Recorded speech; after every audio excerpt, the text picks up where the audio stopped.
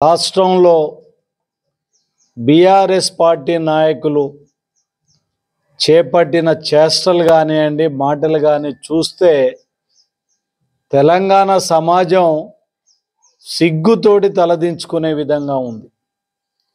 ఇవాళ ఒక పథకం ప్రకారం తెలంగాణ బ్రాండ్ ఇమేజ్ను తగ్గియాలని, తెలంగాణకు వచ్చే పెట్టుబడులు కూడా తగ్గించి ఈ ప్రభుత్వానికి, ముఖ్యంగా రేవంత్ రెడ్డి గారికి ఒక మంచి పేరు రావద్దనే ప్రయత్నం జరిగే కుట్రగా ఈరోజు అనిపిస్తుంది.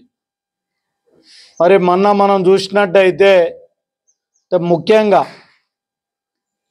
భారత రాజ్యాంగంలో పత్రికా స్వేచ్ఛకి ఇచ్చిన విలువను కూడా కించపరిచే విధంగా పత్రికల మీద, పత్రికలు నిజాలు చెప్పినప్పుడు దాన్ని జీర్ణించుకోలేని బీఆర్ఎస్ నాయకులు వాటి మీద దాడులు చేసి దానిని ఇంకా సిగ్గు లేకుండా సమర్థించే విధంగా మాట్లాడేదాన్ని మేము తీవ్రంగా ఖండిస్తున్నాం. కేటీఆర్ కానీ, హరీష్ రావు కానీ, ముఖ్యంగా జగదీశ్వర్ రెడ్డి గారు కానీ మాట్లాడే సందర్భంలో ఇంకా కనుక మీరు మాట్లాడినా, మాకు వ్యతిరేకంగా వార్తలు రాసినా మీ మీద దాడులు ఉంటాయని చెప్పి హెచ్చరించే రీతిలో, బీహార్ లాంటి రౌడీయిజాన్ని తెలంగాణ ఇంప్లిమెంట్ చేయడానికి, వాళ్ళకు వ్యతిరేకంగా ఉన్న వాళ్ళందరినీ కూడా భయభ్రాంతులకు గురి చేసి వాళ్ళ దారిలో తెచ్చుకునే ప్రయత్నం చేస్తున్నారు.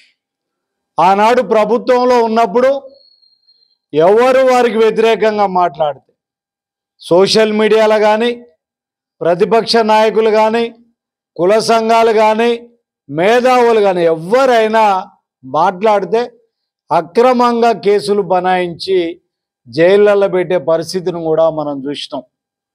మరి మొన్నటికి మొన్న మహా న్యూస్ ఛానల్ మీద దాడి చేసి అక్కడ ఉన్న వాళ్ళందరినీ కూడా ధ్వంసం చేసి, వ్యక్తులు కూడా దాడి చేసి చంపే ప్రయత్నం చేసింది కూడా బీఆర్ఎస్ గుండాలని కూడా ఈ సందర్భంగా మనం చేస్తున్నాం.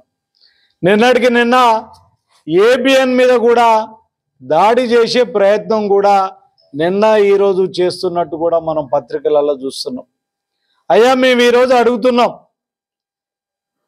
మీకు మంచిగా మాట్లాడితే మీకు వంత పాడితేనేమో దండలేస్తారు, మీకు వ్యతిరేకంగా మాడితే మాత్రం దాడులు చేసే పరిస్థితి అని చెప్పి మేము ఈరోజు అడుగుతున్నాం. ఈరోజు పత్రికలకు పత్రికా స్వేచ్ఛ ఉంది. పత్రికలలో మీ వార్తలు తప్పుగా ఉన్నప్పుడు తప్పుగా రాస్తారు, మంచిగా ఉన్నప్పుడు మంచిగా రాస్తారు. ఆనాడు తెలంగాణ ఉద్యమంలో అన్ని ఛానళ్ళు, ఇంచుమించు అన్ని ఛానళ్ళు కూడా తెలంగాణ ఉద్యమానికి మద్దతు తెలియజేసి బ్రహ్మాండంగా ముందుకు పోయే పరిస్థితులలో మనం చూసినాం. మరి మీరు అధికారంలో ఉన్నప్పుడు మా ప్రోగ్రాంలు, ఆనాడు రేవంత్ రెడ్డి గారు పిసిసి అధ్యక్షునిగా ఉంటే కనీసం 5 నిమిషాలు కూడా రిలే వచ్చే పరిస్థితి లేదు. ప్రతి ఒక్క ఛానల్కు ఒక ఆఫీసర్ను పెట్టి మానిటరింగ్ చేసి ఎక్కడ కూడా ప్రతిపక్షాల వార్తలు రాకుండా చేసిన చరిత్ర కూడా మీకే ఉందని కూడా నేను ఈ సందర్భంగా మనవి చేస్తున్నా. ఈరోజు కేటీఆర్ రంకెలేస్తున్నాడు. నిన్న పేపర్లో చూస్తే చాలా విచిత్రంగా మాట్లాడుతున్నాడు. మేము అటనే దాడులు చేస్తాం, మాకు వ్యతిరేకంగా మాట్లాడితే ఊకునేదే లేదని చెప్పి మాట్లాడే పరిస్థితి. ముఖ్యంగా భాష కూడా అనైతికంగా ఒక ముఖ్యమంత్రి రేవంత్ రెడ్డి గారని కూడా చూడకుండా ఈరోజు మరి చూసినట్టయితే సిగ్గు లేదట రేవంత్ రెడ్డి గారికి. లేఖీ పనులు చేస్తున్నారట, ఇతర నాయకుల మీద కేసులు పెడుతున్నారట, హామీలు ఇచ్చి ఫేటు ఫిరాయించిండని చెప్పి, కర్రు కాల్చి వాత పెట్టిండని చెప్పి ప్రజలు చెప్తున్నారు. రేవంత్ రెడ్డిని గ్రామాలలో ఎంతలా తిడుతున్నారంటే ఏ ముఖ్యమంత్రిని కూడా తిట్టలేదట. చివరికి బగ్గీటు నీళ్ళల్లో మునిగి చచ్చిపోవాలని చెప్పి ఇలా మాట్లాడే పరిస్థితి. అయ్యా, కేటీఆర్ నీకు సిగ్గుందా అని చెప్పి మేము ఈరోజు అడుగుతున్నాం. మీ అయ్యకు సిగ్గుందా?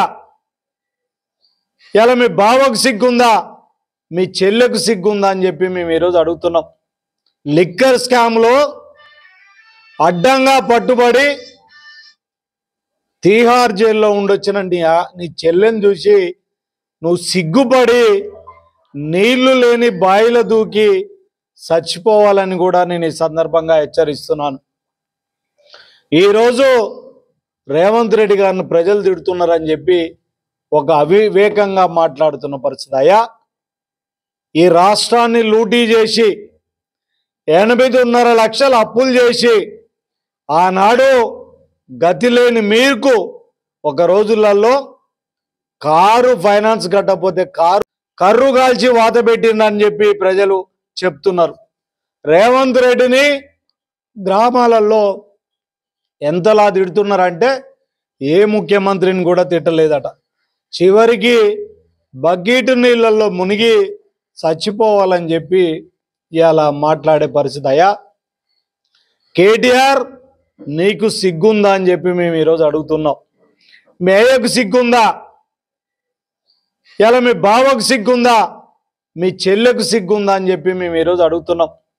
లిక్కర్ స్కామ్లో అడ్డంగా పట్టుబడి తీహార్ జైల్లో ఉండొచ్చిన నీ చెల్లెని చూసి నువ్వు సిగ్గుపడి నీళ్లు లేని బాయిల దూకి చచ్చిపోవాలని కూడా నేను ఈ సందర్భంగా హెచ్చరిస్తున్నాను. ఈరోజు రేవంత్ రెడ్డి గారిని ప్రజలు తిడుతున్నారని చెప్పి ఒక అవివేకంగా మాట్లాడుతున్న పరిస్థితి. అయ్యా, ఈ రాష్ట్రాన్ని లూటీ చేసి 8.5 లక్షల అప్పులు చేసి ఆనాడు గతి లేని మీకు ఒక రోజులలో కారు ఫైనాన్స్ కట్టకపోతే కారు గుంజుకపోయిన చరిత్ర నీ కుటుంబానికి ఉంటే ఈరోజు 100,000 ఎకరాల ఫామ్ హౌస్లు, టీవీ ఛానళ్ళు, మీడియా బంగ్లాలు ఎన్ని 100 కోట్లు ఎక్కడి నుంచి వచ్చినాయని చెప్పి మేము ఈరోజు అడుగుతున్నాం. దోపిడీ చేసినా నిన్ను నీ నాయనను జనం తిట్టుకున్నారు. ఆనాడు ఫామ్ హౌస్కే పరిమితమై ఫామ్ హౌస్లో తాగి రోజుల 24 గంటలు తాగి ఎన్నడన్నా సెక్రటరీ రాని నీ నాయనను ప్రజలు తిట్టుకున్నారు. ఇవాళ రేవంత్ రెడ్డి గారు రోజుకు 18 గంటలు కష్టపడుతున్నాడు. ఈరోజు ఢిల్లీకి పోయి యంగ్ ఇండియా స్కిల్ యూనివర్సిటీ కానివ్వండి, స్పోర్ట్స్ యూనివర్సిటీ కానివ్వండి, ఈరోజు బ్రహ్మాండంగా దేశంలో ఎక్కడా లేని విధంగా తెలంగాణ బ్రాండ్ ఇమేజ్ని పెంచే ప్రక్రియ చేపట్టిండు. 3 లక్షల కోట్ల పెట్టుబడులు తీసుకొచ్చిండు. 60,000 ఉద్యోగాలు ఇవ్వటం జరిగింది. ఈరోజు పేద ప్రజలందరికీ కూడా సన్నబియ్యం ఏదైతే మేనిఫెస్టోలో హామీలు ఇవ్వని కూడా ఈరోజు ఇంప్లిమెంట్ చేస్తున్నాం. పేదవారికి అందరికీ 10 లక్షల రూపాయల వరకు ఇన్సూరెన్స్ సౌకర్యం కానీ, ఉచిత బస్ ప్రయాణం లేడీస్ కానివ్వండి, 500 గ్యాస్ కనెక్షన్ కానివ్వండి, ఈరోజు 200 యూనిట్ల వరకు ఉచిత కరెంట్ కానివ్వండి, రాజీవ్ యువ వికాసం కానివ్వండి, బ్రహ్మాండంగా ఈరోజు 500 రూపాయలకే గ్యాస్ సిలిండర్ కానివ్వండి, బోనస్ రైతులకు ఈరోజు భారతదేశ చరిత్రలో ఏ రాష్ట్రంలో లేని విధంగా 18 నెలల్లోనే 1,00,000 కోట్ల రూపాయలు ఖర్చు రైతులకు పెట్టిన చరిత్ర రేవంత్ రెడ్డి గారికి దక్కింది. మొన్న 9,000 కోట్ల రూపాయల్ని 9 రోజులలో రైతు భరోసా ఇచ్చిన మరి చరిత్ర కూడా ఈరోజు మరి రేవంత్ రెడ్డి గారికి దక్కింది. ప్రజలందరూ కూడా హర్షిస్తున్నారు. కర్రు కాల్చి వాత పెడతారని చెప్పి మమ్మల్ని అంటున్నారు. అయ్యా, ఈరోజు మిమ్మల్ని అడుగుతున్నాం. మన అసెంబ్లీ ఎన్నికలలో కర్రు కాల్చి వాత పెట్టిండ్రు, పార్లమెంట్ ఎన్నికలలో కర్రు కాల్చి వాత పెట్టిండ్రు. మీ అహంకారానికి, మీ లంచగొండితనానికి, మీ లూటీతనాన్ని చూసి జనం నవ్వుకొని ఈరోజు కర్రు కాల్చి వాత పెట్టి నిన్ను, నీ అయ్యను, నీ బావను, నీ చెల్లెను ఫామ్ హౌస్కు పరిమితం చేసిండ్రు. ఈరోజు ఏది పడితే అది మాట్లాడితే మాత్రం సహించేది లేదని కూడా ఈ సందర్భంగా మనవి చేస్తున్నాను. ఇదే కాకుండా ఈరోజు మీ అందరూ కూడా జైలుకు పోయే పరిస్థితి వస్తుంది. ఇలా కాళేశ్వరం కమిషన్ కూడా ఒక నెలలో రిపోర్ట్ ఇవ్వబోతుంది. ఫోన్ ట్యాపింగ్ కానివ్వండి, కాళేశ్వరం కానివ్వండి, ఇవన్నీ కూడా అవకతవకలు బయటకు వచ్చి ఈరోజు మీరందరూ కూడా జైలుకు పోయే పరిస్థితి. బిడ్డ కేటీఆర్ ఈరోజు హెచ్చరిస్తున్నాం, జగదీశ్వర్ రెడ్డి నేను హెచ్చరిస్తున్నాం. మీరు ఈరోజు అధికారం కోల్పోయి డబ్బు సంపాదన లేకుండా ఒక ఆవేదనతోటి, ఒక ఫ్రస్ట్రేషన్ తోటి మాట్లాడుతున్నారు.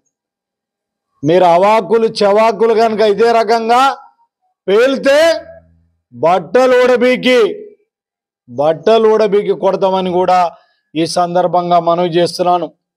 మీడియా మీద మీరు కనుక చర్యలు చేపట్టి మీడియా మీద దాడులు చేస్తే, దాడులు జరిగిన గంట లోపలల్లా మీ టీ న్యూస్ మీద దాడి మా కార్యకర్తలు చేస్తారని కూడా ఈ సందర్భంగా హెచ్చరిస్తున్నాం.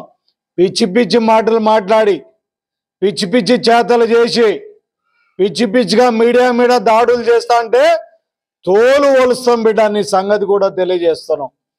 ఈరోజు తెలంగాణ అంటే భారతదేశంలో ఒక బ్రాండ్ ఇమేజ్ ఉంది. తెలంగాణకి ఈరోజు ప్రపంచంలోనే హైదరాబాదు ఒక మన సిటీగా ఈరోజు రూపొందుతుంది. దీనిని ఈరోజు రూపుమాపాలని చెప్పి ప్రయత్నం చేస్తున్నారు. ఇలాంటి పిచ్చి పిచ్చి పనులు చేస్తే మాత్రం ప్రజలు మిమ్మల్ని బట్టలు ఊడబీకి కొడతారని కూడా ఈ సందర్భంగా హెచ్చరిస్తూ, ప్రజలలో మీరు మంచి పనులు చేయండి. మేమేదైనా తప్పులు చేస్తే మాకు చెప్పండి. అంతేగాని ఇలాంటి లుచ్చా పనులు, లుచ్చాశకలు చేస్తే మీ సంగతి, మీ అంతు కూడా తెలుస్తాం. మీకు దమ్ముంటే రేపు లోకల్ బాడీ ఎన్నికలలో రండి. లోకల్ బాడీ ఎన్నికలలో మరొకసారి కర్రు కాల్చి మీ ముడ్డికి వాత పెట్టడానికి కూడా ప్రజలు సిద్ధంగా ఉన్నారు. ఈరోజు ఎన్నికల హామీలే కాకుండా ఈరోజు అన్ని హామీలు తీర్చి తెలంగాణను దేశంలోనే నెంబర్ 1గా చేసే బాధ్యత కూడా రేవంత్ రెడ్డి గారు, మా ప్రభుత్వం తీసుకుంటుందని కూడా ఈ సందర్భంగా తెలియజేస్తున్నాను.